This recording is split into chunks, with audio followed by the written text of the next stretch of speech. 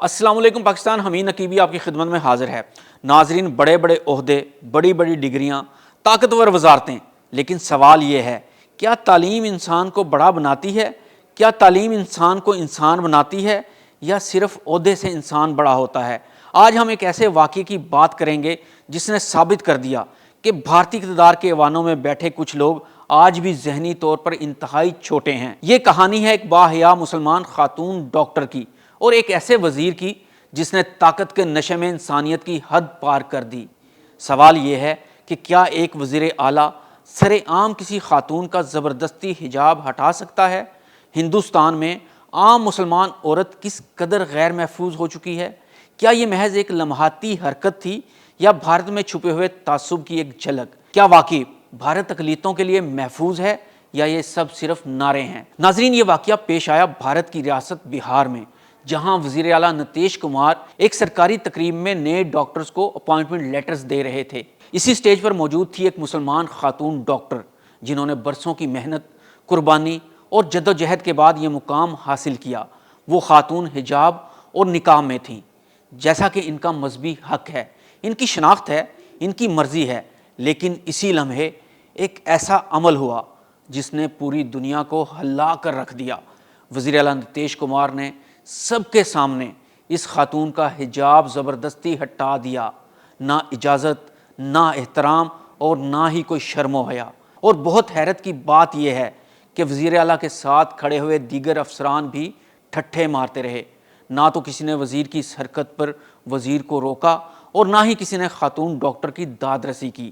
ناظرین، یہ محض ایک کپڑا ہٹانے کا معاملہ نہیں ہے، یہ ہے طاقت کا غلط استعمال، یہ ہے مذہبی تعصب، یہ ہے مسلمان عورت کے وجود سے خوف۔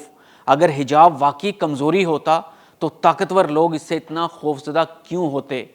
ناظرین، یہ خاتون ڈاکٹر کوئی عام عورت نہیں تھی، انہوں نے تعلیم کے لیے قربانیاں دیں، راتوں کو جاگا، مشکل راستے چنے اور ساتھ ساتھ اپنے دین کی حفاظت بھی کی، لیکن چند لمحوں میں ان کی عزت ایک طاقتور ہاتھ کی نظر ہو گئی۔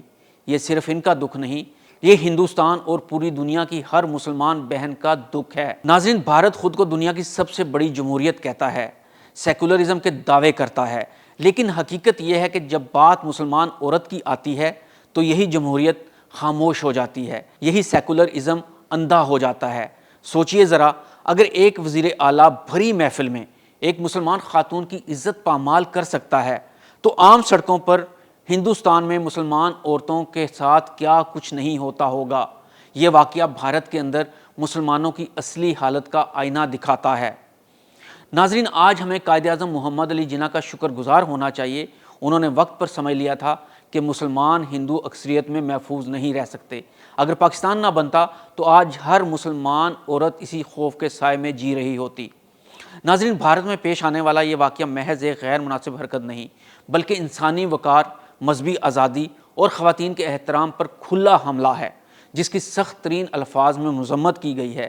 اپوزیشن جماعتوں بالخصوص کانگریس اور راشٹریہ جنتا دل نے اسے ایک شرمناک، گھناؤنا اور ناقابل قبول فعل قرار دیتے ہوئے کہا ہے کہ ایک وزیر اعلیٰ کا کسی مسلمان خاتون کا حجاب زبردستی ہٹانا دراصل ریاستی طاقت کے غرور اور اقلیتوں کے خلاف چھپے تعصب کا واضح اظہار ہے۔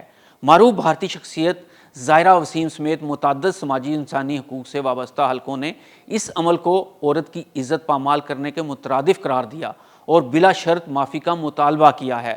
ناقدین کے مطابق یہ واقعہ بھارت کے اس نام نہاد سیکولر چہرے کو بے نقاب کرتا ہے، جہاں ایک با اختیار عہدے پر بیٹھا شخص سر عام ایک مسلمان عورت کی مذہبی شناخت کو نشانہ بناتا ہے، اور اس سے یہ خوفناک سوال جنم لیتا ہے کہ اگر اقتدار کے ایوانوں میں یہ رویہ ہے تو عام مسلمان خواتین کس قدر عدم تحفظ کا شکار ہوں گی۔ ناظرین، مختلف تنظیموں کی شدید تنقید کے باوجود انڈین حکومت خاموش ہے، اور یہ بے شرم وزیر بھی بالکل خاموش ہیں، ان کی جانب سے ابھی تک کوئی معافی سامنے نہیں آئی۔ یہ ویڈیو بھارت کے مکروہ چہرے کو بے نقاب کرتی ہے، یہ ثابت کرتی ہے کہ تعصب آج بھی اقتدار کے ایوانوں میں زندہ ہے۔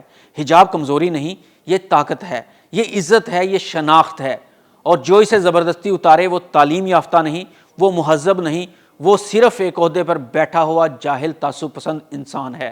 ناظرین، حمید نقیبی کو اجازت دیجیے، اللہ حافظ۔